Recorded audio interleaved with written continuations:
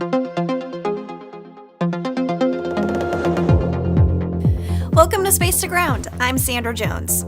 This week, 2 spacewalk dates were postponed as managers review leak data, and the crew on board space station completed ham radio calls to students on the ground.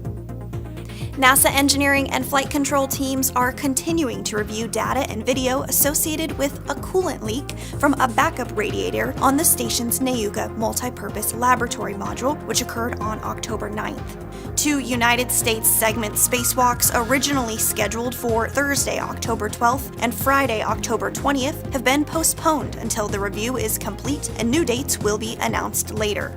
The leak has now stopped, as was reported by Roscosmos flight controllers and evidenced by NASA external station camera views, which show only residual coolant droplets. The primary radiator on Nayuka continues to work normally, providing full cooling to the module with no impacts to the crew or to space station operations. The backup radiator was delivered to the space station on the Rosviet module during Space Shuttle mission STS-132 in 2010. It was transferred to the Nayuka during a Roscosmos spacewalk in April. Teams on the ground continue to investigate the cause of the leak, and additional updates will be made as soon as available. Students, did you know you can speak to an astronaut on board space station? The International Space Station ham radio has allowed groups of students in schools, camps, museums, and planetariums to speak with people living and working in space since the earliest space station expeditions. This week, NASA astronauts Jasmine Mogbelli and Laurel O'Hara, as well as European Space Agency astronaut Andy Mogensen, spent time speaking to students around the world. As the space station passes over a school or another location that receives a signal from the space station, there is typically a 9-minute window to make contact with the space station crew.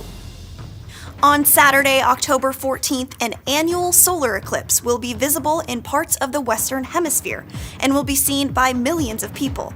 So you may wonder what an eclipse looks like from the space station.